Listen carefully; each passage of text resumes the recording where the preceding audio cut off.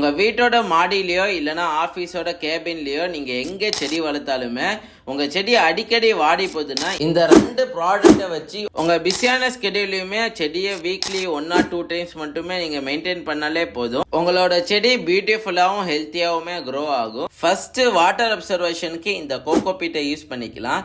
இந்த கோகோபீட்டில் 4 டேஸ்க்கு ஒன்ஸ் மட்டும் நீங்கள் வாட்டரை விட்டால் போதும், அதுவே அப்சர்வ் பண்ணி உங்கள் செடியை வெட்டாவே வச்சுருக்கும். இந்த கோகோபீட்டில் டிஃப்ரெண்ட் சைஸஸ் இருக்குது. கோகோபீட் பிளாக், பிரிக், டிஸ்க்குன்னு சொல்லிட்டு நிறைய சைஸஸ்ல இருக்குது.